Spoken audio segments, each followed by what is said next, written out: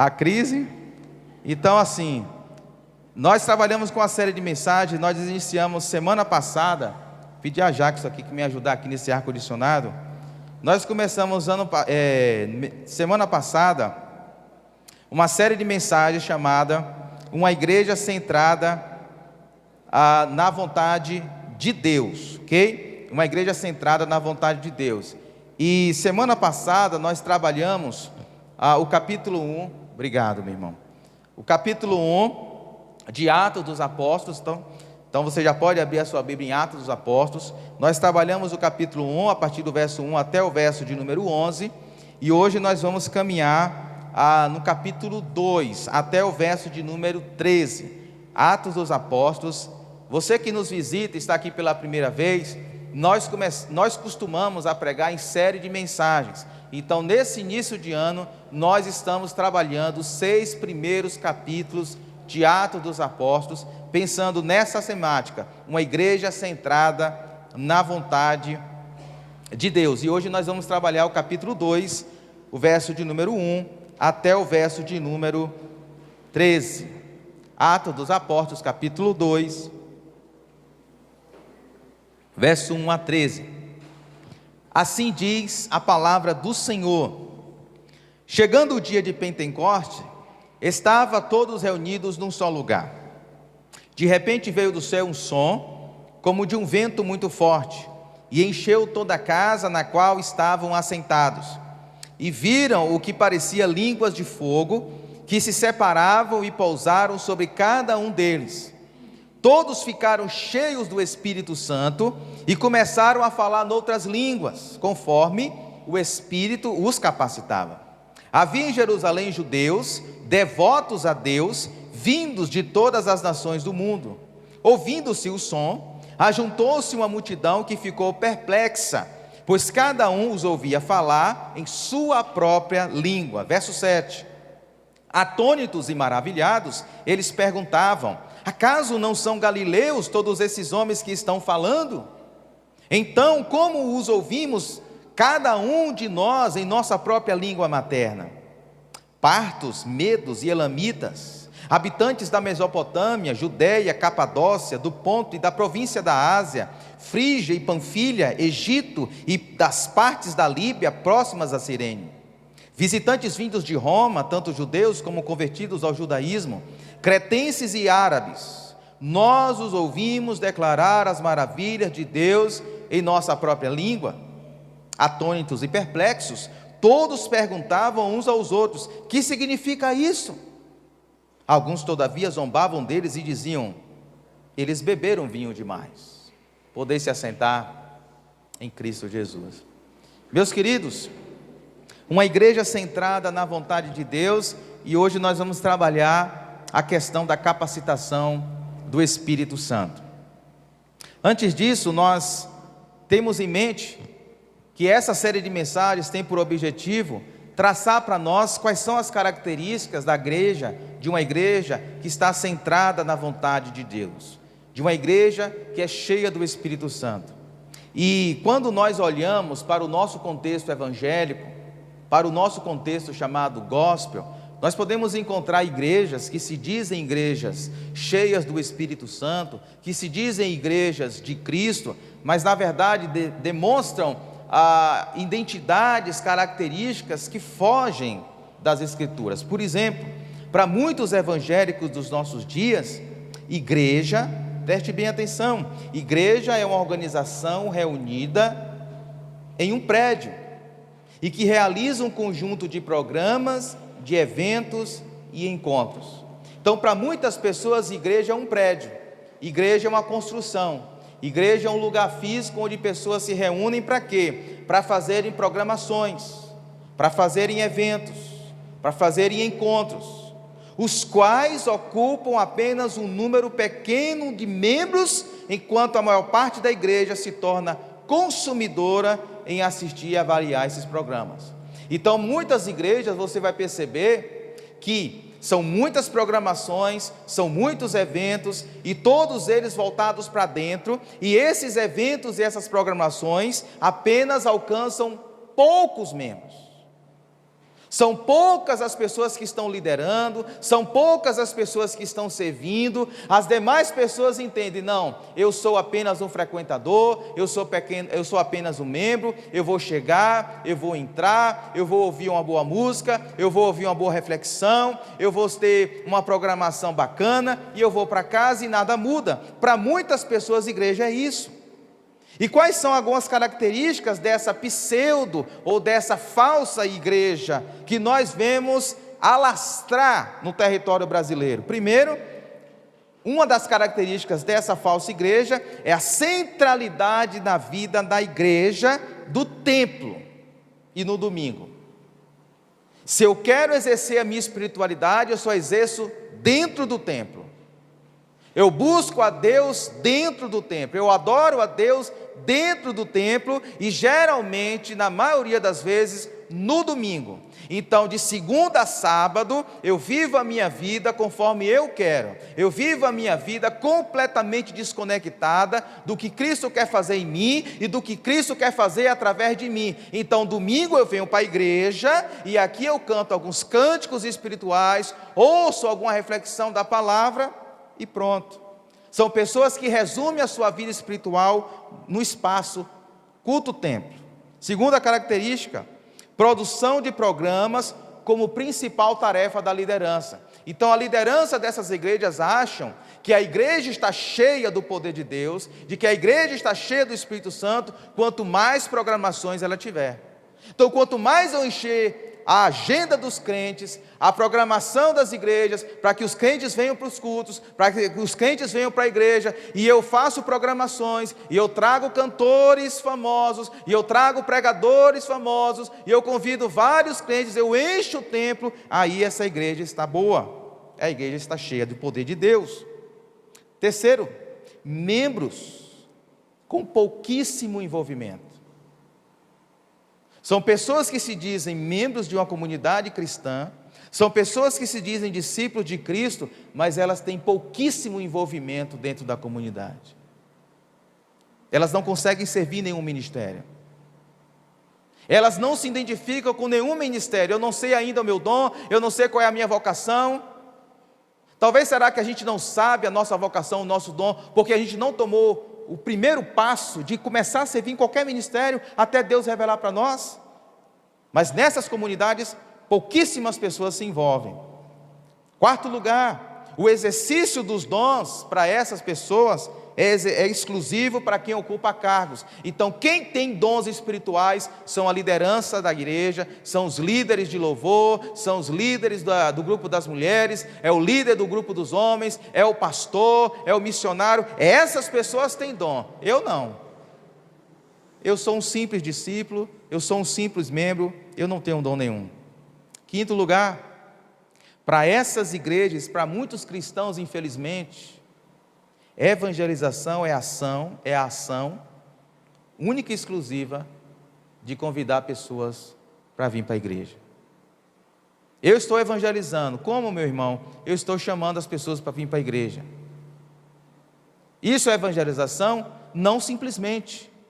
Quantas dessas pessoas que a gente chama para vir para a igreja, a gente separa um momento na nossa agenda para estar com ela em oração, para estar com ela em reflexão da palavra, para estar com ela, para discipular ela? Como é que nós vamos ganhar uma pessoa para Cristo, se a única coisa que a gente faz, quando a gente faz, é convidar as pessoas para vir para a igreja?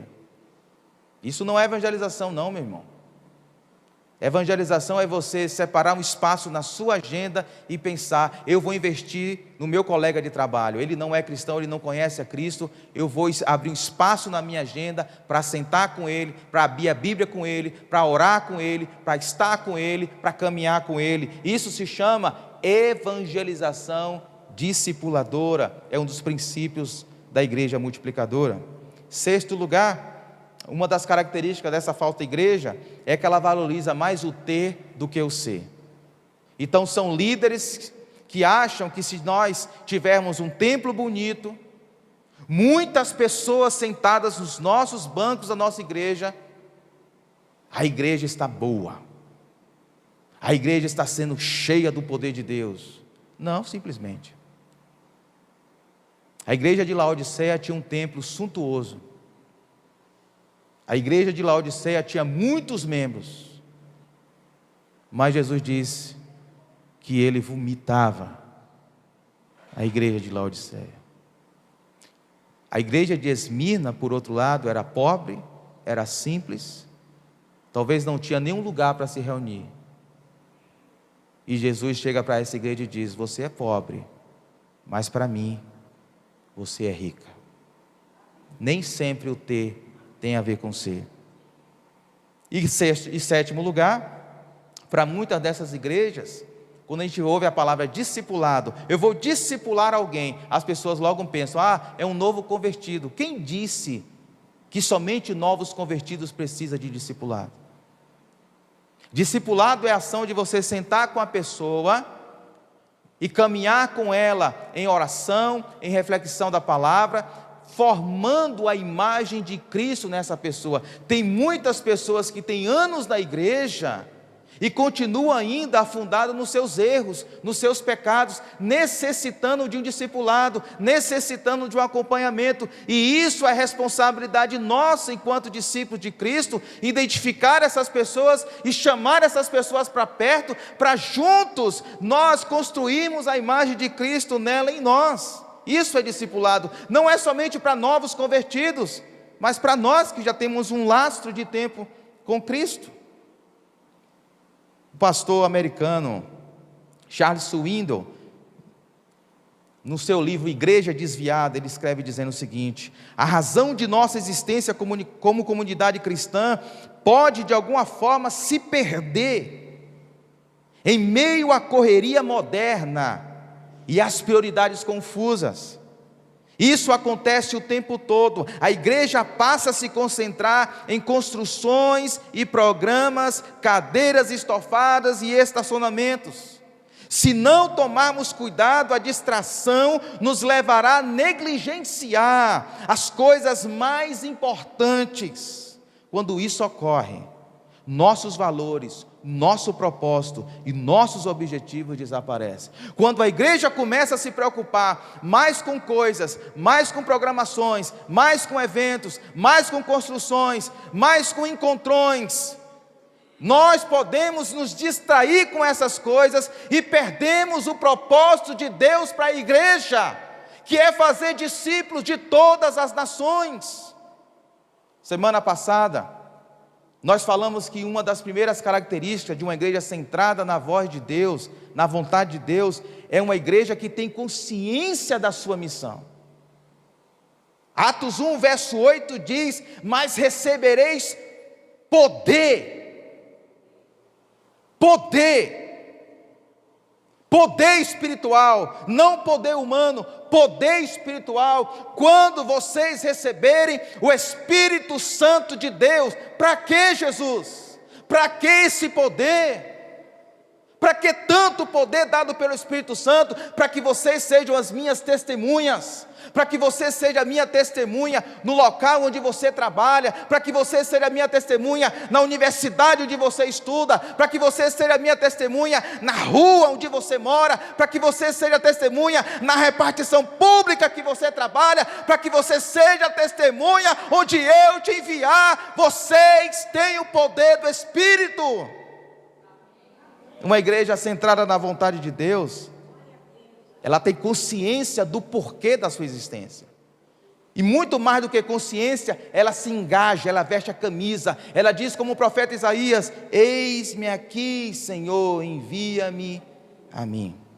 Nessa noite nós vamos trabalhar uma segunda ideia, que uma igreja centrada na vontade de Deus, está aí na tela, caminha no poder do Espírito Santo. Uma igreja centrada na vontade de Deus caminha, vive, tem a sua dinâmica no poder do Espírito Santo. Com a sua Bíblia aberta, por gentileza, não feche a Bíblia, ok? Toda vez que o pastor lê a Bíblia, não feche, porque a gente vai trabalhar o texto sagrado. Diz o texto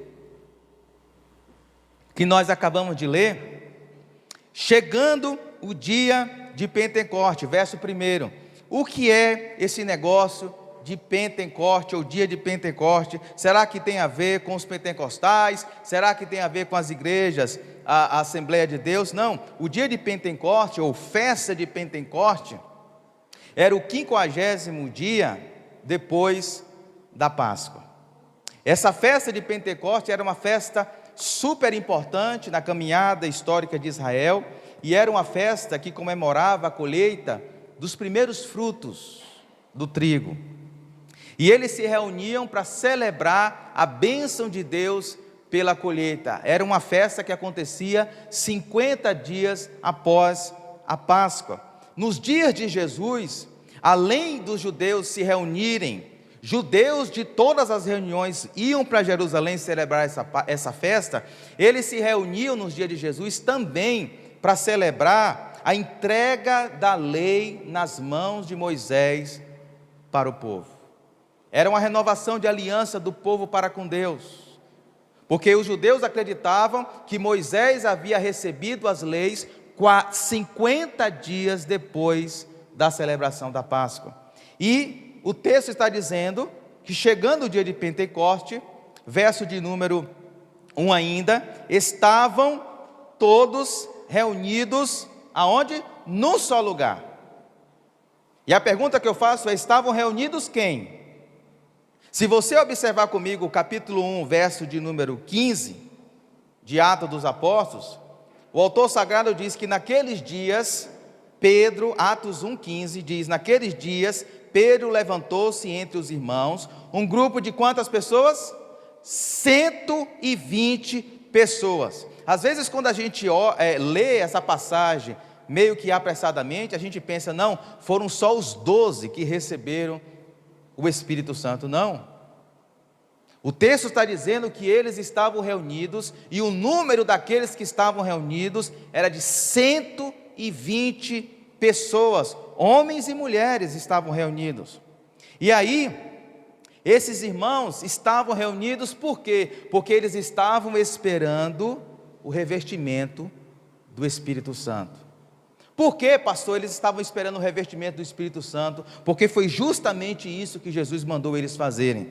Se você ler comigo Lucas, o Evangelho de Lucas, o mesmo autor de Atos dos Apóstolos, Lucas, no capítulo 24, no verso 49, diz assim: eu lhes envio a promessa de meu Pai. E aí vem a ordem de Jesus: mas fiquem na cidade, em Jerusalém, até serem revestidos de poder. Eles deveriam estar reunidos num só lugar, até serem revestidos de poder. Quando nós lemos em Atos capítulo 1, verso 4, nós podemos perceber que Jesus mais uma vez reforça essa ordem. Jesus diz: não saiam de Jerusalém, mas esperem pela promessa de meu Pai, da qual lhes falei. Verso 5: mas dentro de poucos dias, vocês serão batizados com o Espírito Santo. Então perceba, ser revestido do Espírito Santo é sinônimo de ser batizado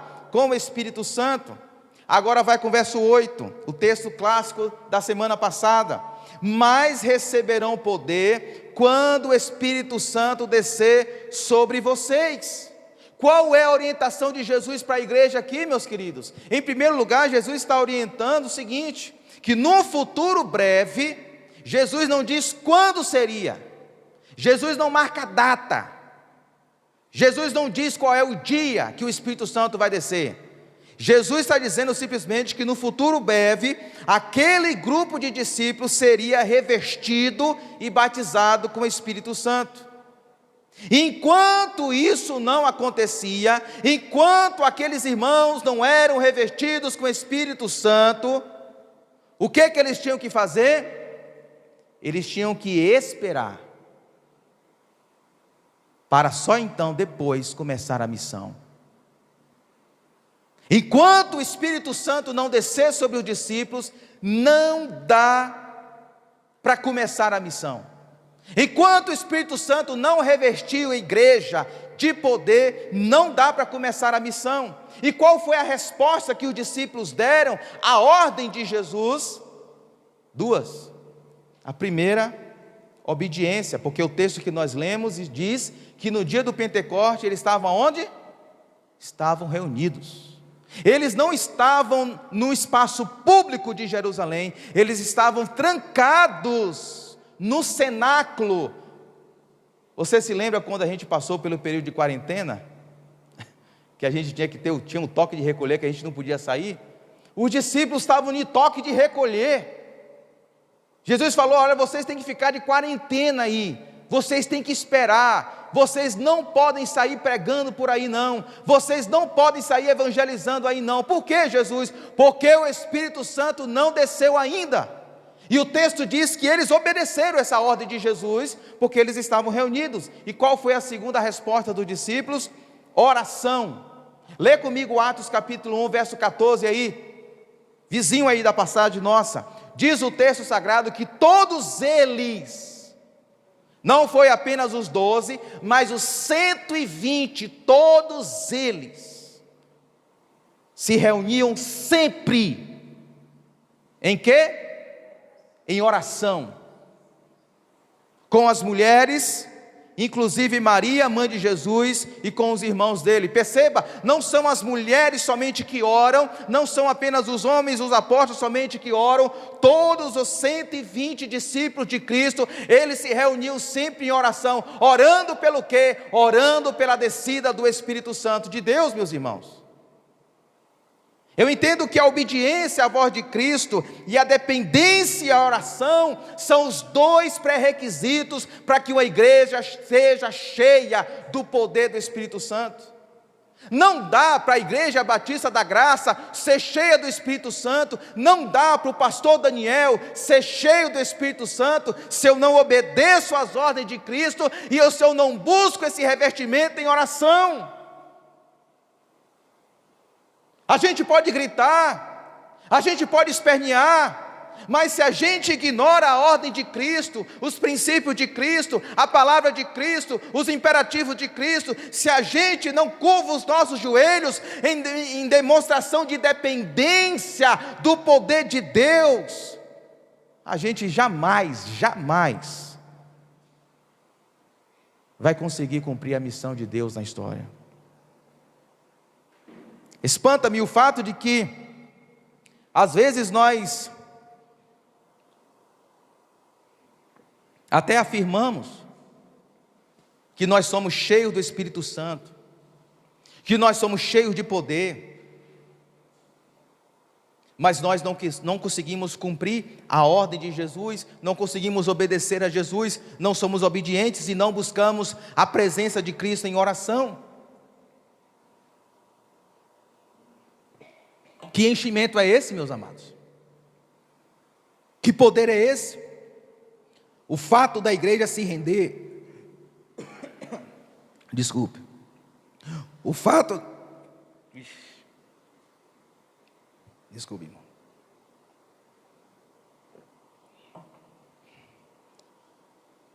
O fato da igreja se render às orientações de Jesus, esperando e dependendo do poder do Espírito Santo, ela me ensina uma lição, e a primeira lição dessa noite é essa: caminhar no poder do Espírito Santo é uma necessidade imprescindível da igreja.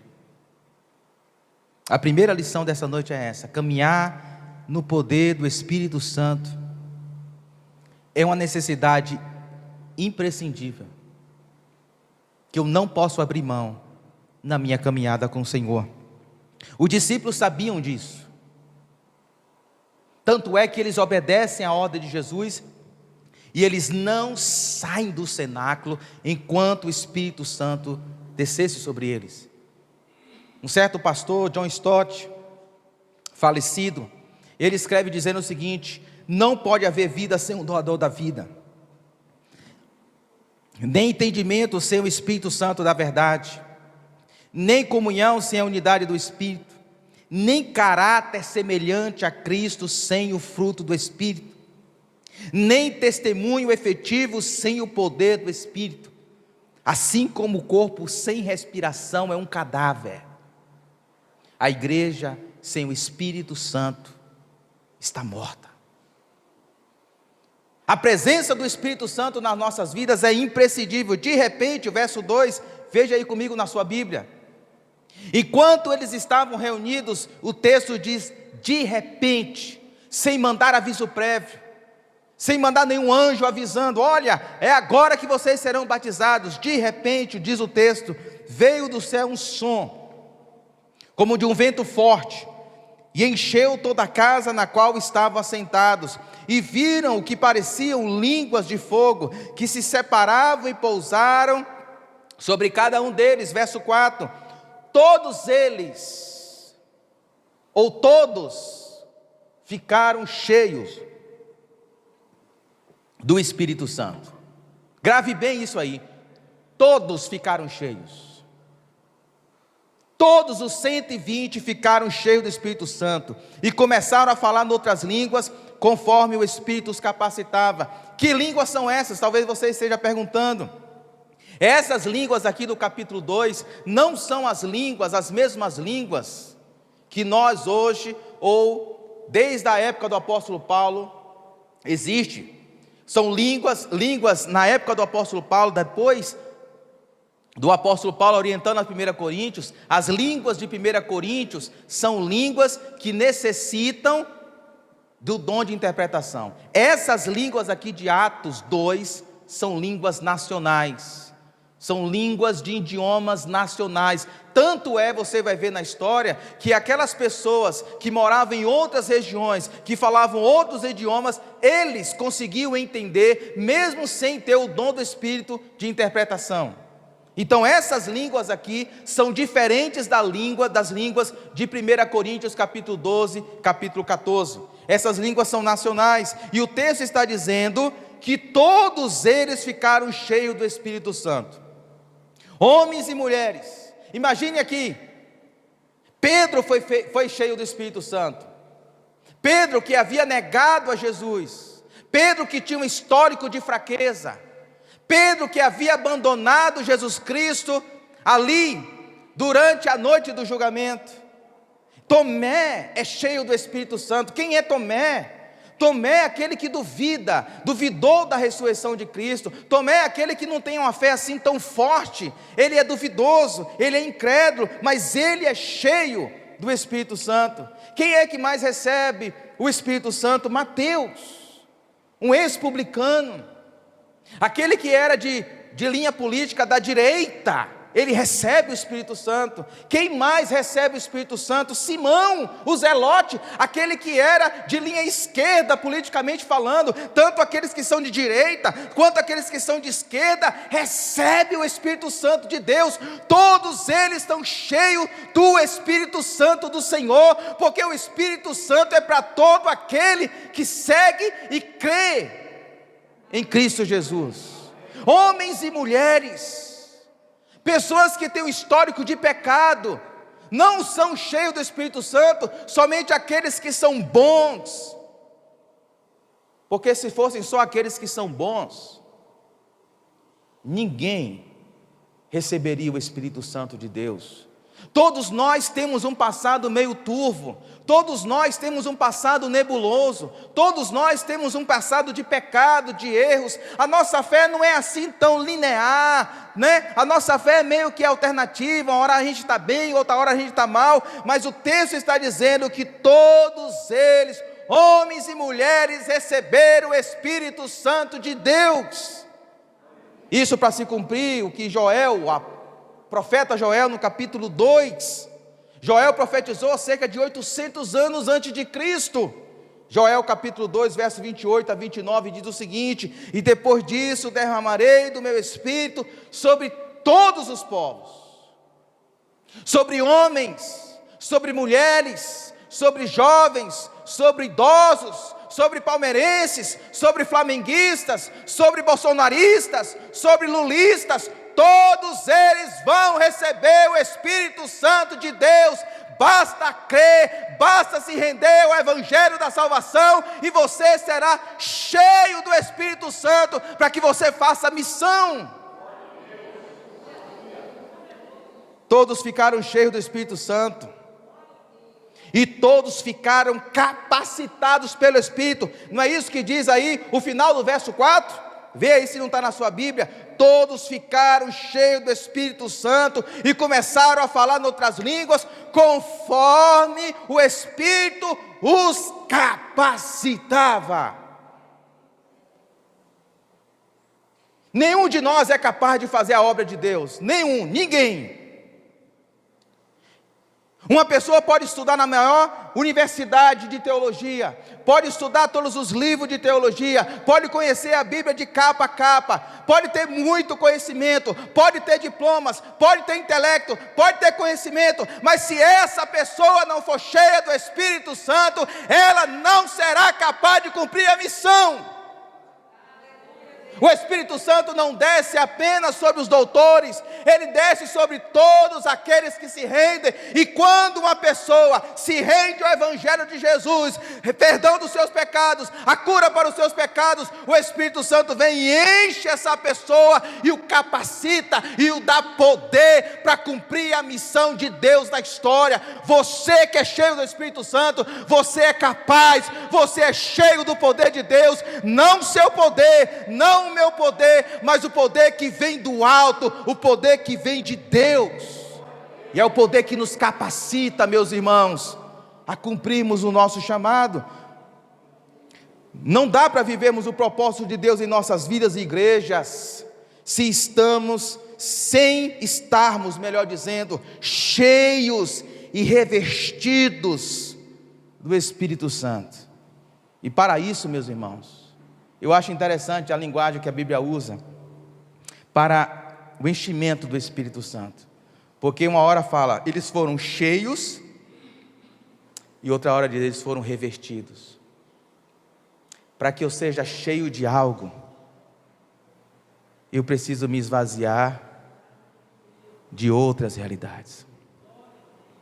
Não dá para o Espírito Santo nos encher se dentro de nós ainda habita o nosso velho homem, se nós estamos cheios de nós mesmos, dos nossos interesses, dos nossos gostos, das nossas vontades. É preciso um homem e uma mulher se render a Cristo e dizer, Jesus, seja tudo em mim, e aí então o Espírito Santo vem e enche completamente as nossas vidas. O texto bíblico ainda diz que o Espírito Santo é como um casaco de lã em tempos frios.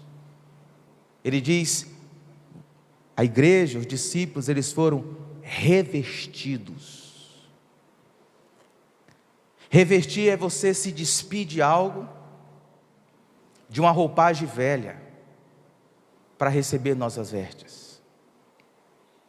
Quantas vezes, meus irmãos, durante a nossa caminhada como discípulos, nós somos até bem intencionados, nós queremos fazer a obra de Deus, nós temos gostos em fazer a obra de Deus, nós queremos ser bênção na vida das pessoas, mas nós queremos fazer isso na nossa própria força. Quantas vezes a gente fala assim, não, porque eu tenho uma solução para os irmãos serem mais avivados, vamos fazer isso, vamos fazer aquilo, vamos dar aquilo outro, a igreja vai encher, a igreja vai ter um fervor maior, a gente lida com a realidade espiritual, com o reino de Deus, como os empresários lidam com suas empresas. O Espírito Santo, meus irmãos, não é um animal doméstico que a gente domestica, que a gente coloca na nossa caixinha, que a gente coloca uma coleira. O Espírito Santo é indomável, o Espírito Santo é o próprio Deus.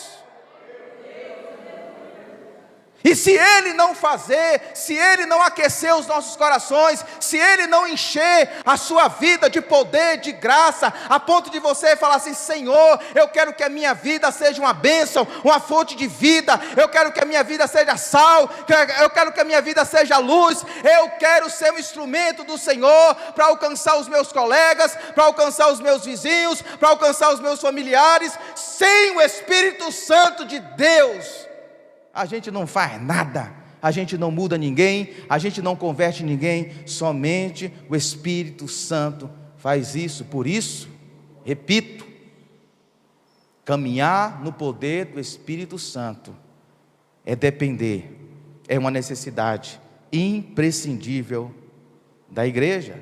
Segundo, caminhe comigo aí, segundo princípio para nós nessa noite: caminhar no poder do Espírito Santo coloca a igreja em contato com o mundo.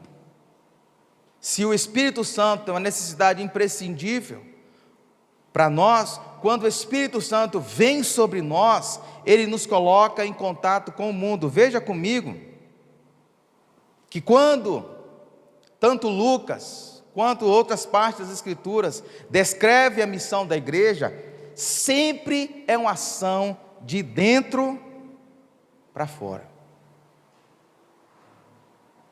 A missão da igreja sempre é de dentro para fora. Quando você vê uma igreja só desafiando seus membros, os cristãos, a estarem dentro,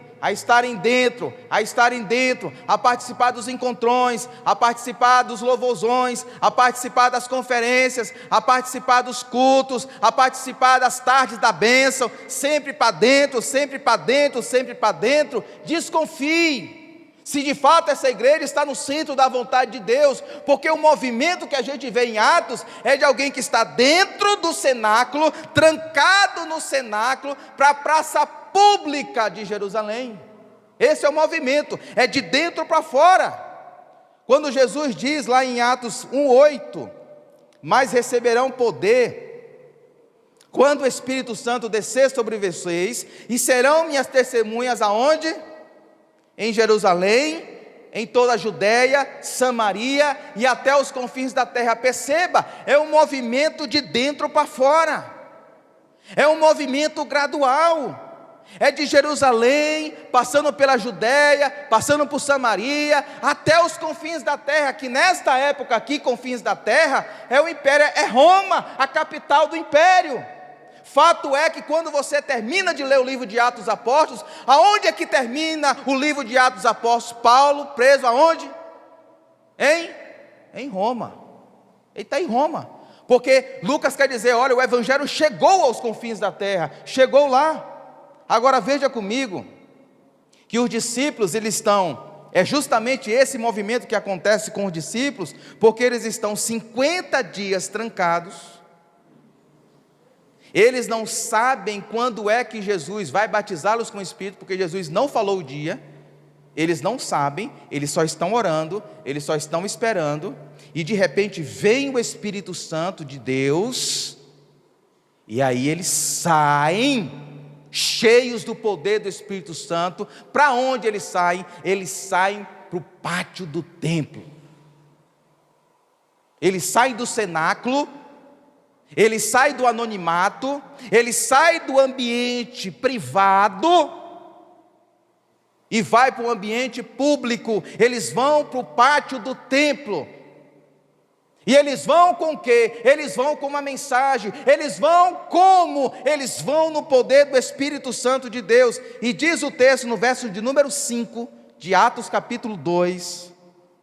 Leia comigo. E aqui tenho certeza do propósito, da graça, da misericórdia de Deus, porque Deus, Jesus Cristo, planejou justamente esse ambiente para descer o Espírito Santo. Verso de número 5: havia em Jerusalém judeus devotos a Deus. Abre um parêntese aí. Muitas vezes a gente lê essa passagem aqui e diz assim: não, eles estão pregando para pessoas que nunca conheceram a Deus, que nunca ouviram acerca de Deus. Eles estão pregando para pessoas do mundo, como a gente costuma dizer. Não, eles estão pregando para pessoas devotas a Deus. São judeus que oram ao mesmo Deus que você ora. Eles são devotos a Deus, mas eles não ouviram ainda de Cristo. Eles não se renderam a Jesus Cristo como o Messias enviado por Deus. Diz o texto que esses devotos a Deus, vindos da onde? De todas as nações do mundo. Verso 6: ouvindos o som, ajuntou-se uma multidão que ficou perplexa, pois cada um os ouvia falar em sua própria língua.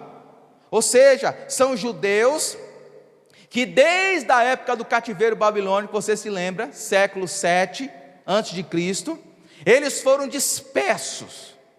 E eles foram dispersos por todo o mundo greco-romano, todo mundo conhecido de então, eles foram dispersos, mas são devotos a Deus, que na época das festas vinham de todas as regiões do mundo e se concentrava em Jerusalém. Pessoas de várias nacionalidades, que falavam vários idiomas, eles estão lá. E aí vê comigo o verso de número 7, por gentileza.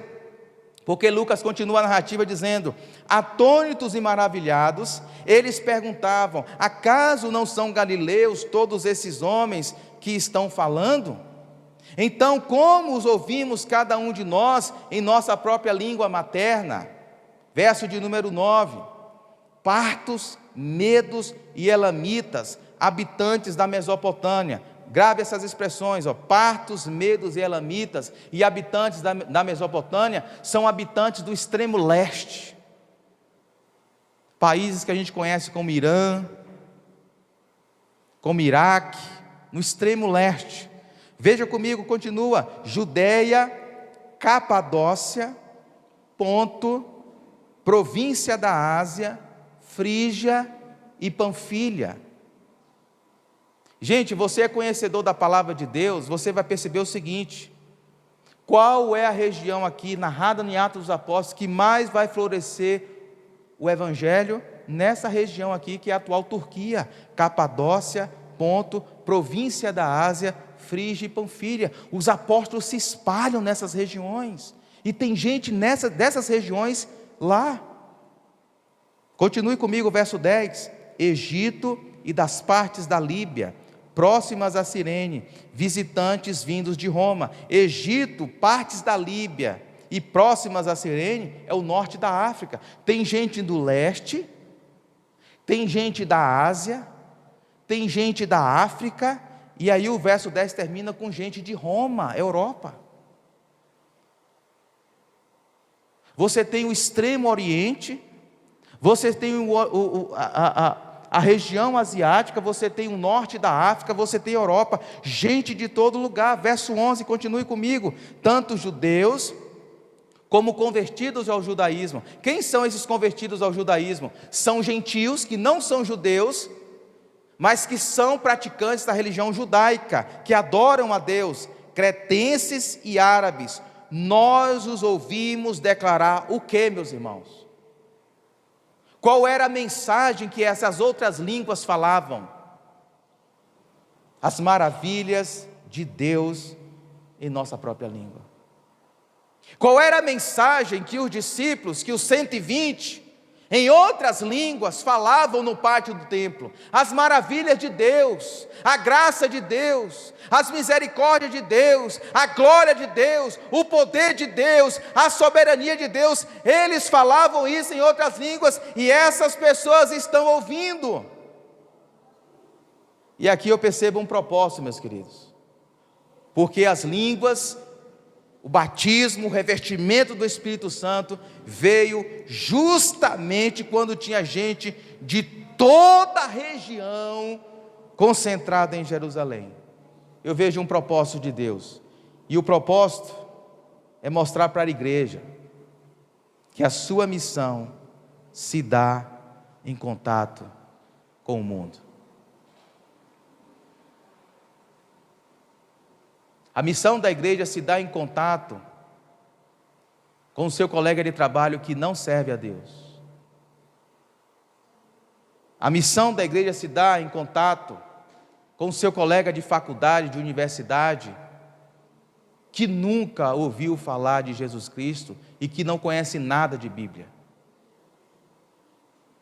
A sua missão começa quando você entra em contato com o seu vizinho, que se mudou recentemente para a sua rua, e que não conhece ninguém na sua rua, e você intencionalmente, porque crente precisa ser intencional, crente precisa ter visão, intencionalmente você vai lá e começa um relacionamento com essa pessoa, e de repente você apresenta Jesus Cristo, você ora com ela, você compartilha o evangelho com ela.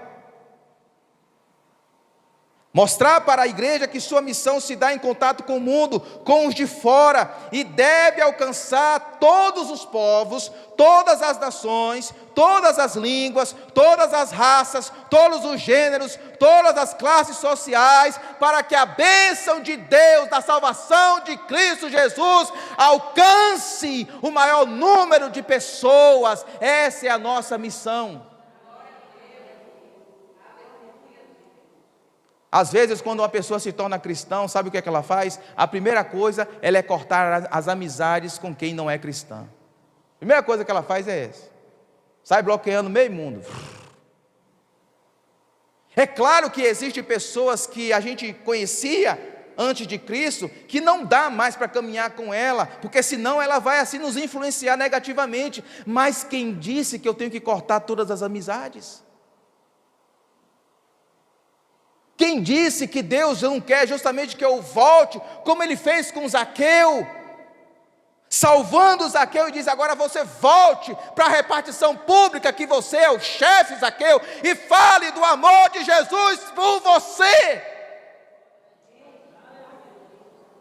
Meus irmãos, você é conhecedor da palavra de Deus, você vai saber muito bem que a história de Atos vai mostrar que a igreja, ela não aprende essa lição, que a nossa missão é em contato com o mundo. Se você ler até o capítulo 7, você vai perceber que a igreja não quer sair de Jerusalém. A missão é Jerusalém, Judéia, Samaria e confins da terra, mas a igreja de Atos não quer sair de Jerusalém. Uma pregação só, 3.000 pessoas se convertem.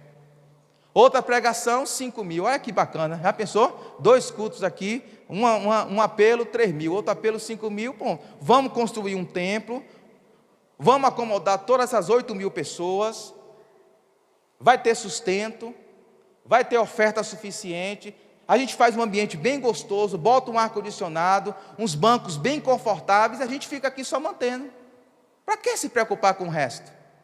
E eles não saem de Jerusalém, assim como muitas vezes nós não queremos sair.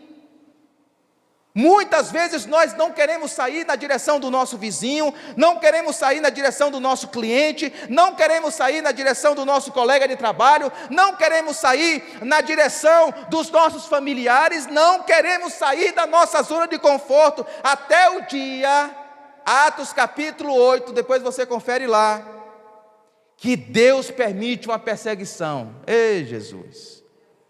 Talvez se Deus permitisse uma dessas aqui no Brasil, muitos de nós sairíamos da nossa zona de conforto. Deus permite uma perseguição, e sabe que depois dessa perseguição, só quem fica em Jerusalém são os apóstolos, o restante é disperso. E ele sai pelas cidades, ele sai pelas regiões, ele sai pelas vilas, ele sai por todo lugar e pregando o evangelho de Cristo Jesus. Eu fico imaginando, por exemplo, que é justamente essa a razão de que muitas das nossas igrejas, erroneamente, elas entendem que a missão se dá no espaço culto-templo, com produção de inúmeras programações, eventos, atividades que sugam literalmente o nosso tempo, a nossa energia e as nossas finanças. Quanto de dinheiro as igrejas gastam com eventos, com programações, com encontrões, com cantores famosos, com pregadores famosos? Quanto dinheiro indo para ralo abaixo, simplesmente para entreter os nossos corações, e a gente sai, o culto foi uma bênção, o culto foi cheio do poder de Deus, cheio do Espírito Santo de Deus, a gente sai regozijado até o outro dia, porque consumidor tem algo no coração, ele é insaciável, todo dia ele quer um culto diferente, todo dia ele quer uma novidade. Quanto de dinheiro, de tempo, de energia a gente não gasta, e quanto isso as pessoas lá fora no mundo estão sem contato com o evangelho. Cadê a igreja de Cristo Jesus? Uma música que me impactou muito essa semana, eu coloquei até no grupo do WhatsApp, Evangelho de Fariseus, de uma jovem chamada Aimee, e a música é um chicote pesado. E eu vou citar só o início da música. Ela diz assim: fazemos campanhas para nós mesmos. O que é campanhas? Talvez você que está visitando não é acostumado com questão de igreja. Campanha é aqueles encontros, né? Sete campanhas, 7 ciclos de oração para justamente receber algo de Deus. Via de regra, ou é cura, ou é algum bem material. Ela diz: fazemos campanha para nós mesmos, eventos para nós mesmos, estocamos o maná para nós. Sabe o que é maná? Maná era o alimento que o povo de Deus recebia no deserto. Maná aqui aponta para a palavra de Deus. A igreja está estocando o maná. Quantas pessoas na sua repartição, quantas pessoas na sua faculdade, na sua universidade, quantas pessoas no seu ciclo de contato estão famintas? Quantos clientes, você que atende cliente, você que lida com público, por exemplo, eu trabalho com público, vocês, muitas das pessoas aqui trabalham com público. Quantos dos nossos públicos, quantos dos nossos clientes, quantos dos nossos empregados estão miseráveis, famintos? E nós que temos o maná nas mãos, estamos sonegando esse maná para nós mesmos. Estamos nos omitindo. Meus irmãos, Deus tenha misericórdia da nossa igreja. Eu não estou falando apenas da IBG. Talvez você nem esteja vivendo isso. Talvez você seja um evangelista fervoroso. Eu estou falando da nossa realidade como igreja brasileira. E ela diz isso: oramos por nós mesmos e pelos nossos. Alguém já disse que igreja só é igreja quando a é para os de fora. Igreja só é igreja quando a é para os de fora. Talvez Deus colocou você, lhe deu um emprego, abriu uma porta profissional, abriu uma porta na universidade que você tanto pediu a Deus, e Deus lhe colocou lá. Para quê? Só para você ganhar um diploma? Só para você ganhar dinheiro? Ou Ele tem um propósito maior de fazer com que eu e você nos conectemos com o mundo pelo poder do Espírito Santo? O relógio me traiu e eu quero encerrar. Vou sonegar o último ponto, que seria: caminhar no poder do Espírito capacita a igreja a dialogar com diferentes reações. E aí eu iria abordar esse ponto, que quando os discípulos estão ali no Pentecoste, falando das maravilhas de Deus, duas são as reações. Tem gente que está atônita, perplexa e maravilhada, e tem gente, no verso de número 13 diz, que está zombando. Toda vez que eu e você nos conectarmos com pessoas para falar de Jesus, vai ter gente que vai se maravilhar, vai ter gente que vai dizer assim: olha a pergunta que eles fizeram no verso 12: que significa isto? Vai ter gente que vai perguntar: pastor Daniel, me explica o que significa isso. Neliene, o que significa isso? Pastor Valdério, o que significa isso? Vai ter gente que vai querer mais. No entanto, vai ter gente que vai zombar. Vai ter gente que vai fazer chacota.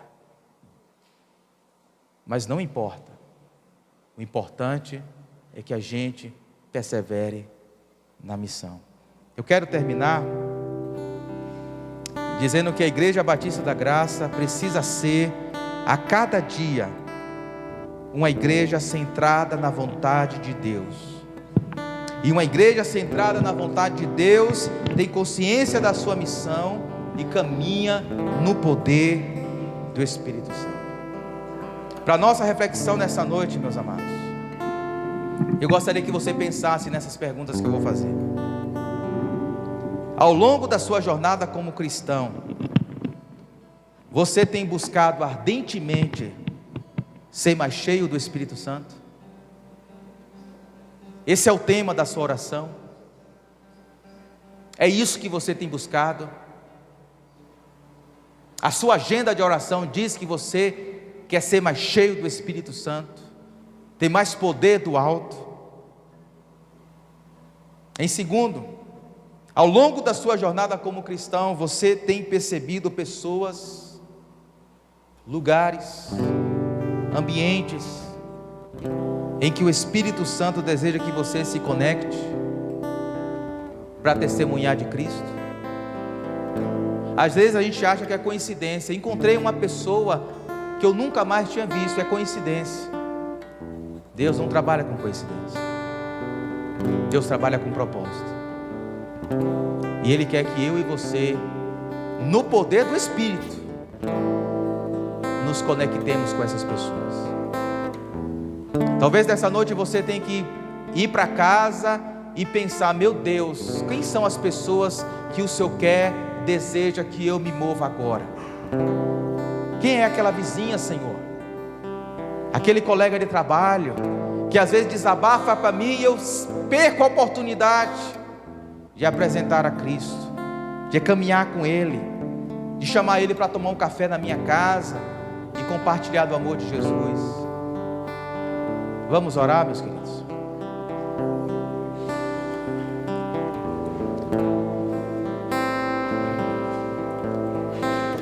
Pai bendito, Pai santo,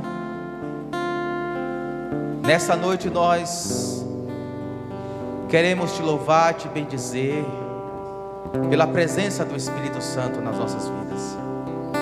Sem o Espírito Santo, Senhor, não dá para se locomover, não dá para respirar, não dá para viver.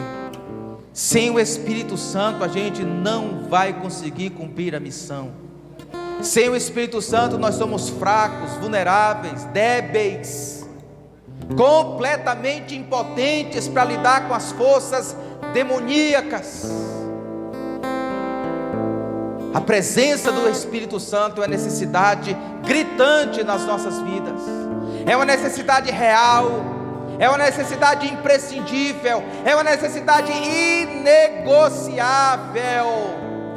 Pode faltar o pão, pode faltar a roupa, pode faltar, meu Deus, quaisquer bens materiais, quaisquer expectativas profissionais, mas não pode faltar a presença do Teu Espírito Santo nas nossas vidas, nessa igreja, na nossa cidade de Jequié, Senhor. Nós precisamos do Espírito Santo, e nós precisamos do Espírito Santo não simplesmente, meu Deus, para fazermos apresentações espirituais, para mostrarmos para as pessoas quão espirituais nós somos, para ficarmos dentro da igreja, no espaço da igreja, em histeria espiritual. Não, nós precisamos do Espírito Santo para que Ele nos revista de graça, de poder, de autoridade, de eloquência, de intrepidez, para que a gente se conecte ao mundo, para que a gente vá na direção do nosso colega, do nosso amigo, do nosso vizinho, do nosso parente, do nosso familiar, levando o evangelho da graça de Deus. Levanta nessa cidade, meu Deus. Levanta, Jesus Cristo, homens, mulheres, jovens, adolescentes, crianças, cheias do Espírito Santo do Senhor, que não tem vergonha, que não se intimida, que não se omite, que não se esconde, que não se deixa entreter pelas programações, pelos eventos, pelos barulhos espirituais, mas se coloque como soldados de Cristo, como mensageiros, como profetas dessa geração, como luz, como sal, como flecha, em nome de Jesus Cristo, Senhor. Essa é a nossa oração em nome de Cristo. É alguém aqui nessa noite e quer se render e ser cheio do Espírito Santo, quer se render a Cristo, e ser cheio do Espírito Santo. Se você se render a Cristo, você vai ser cheio do Espírito Santo hoje, agora. Existe alguém aqui nessa noite? Pessoal que está aí na galeria, existe alguém que quer se render a Jesus? Nós vamos estar orando por você, para que você seja cheio do Espírito Santo, cheia do Espírito Santo, para que a sua vida mude, seja transformada, maturada à imagem de Cristo Jesus. Amém. Ministério de Louvor.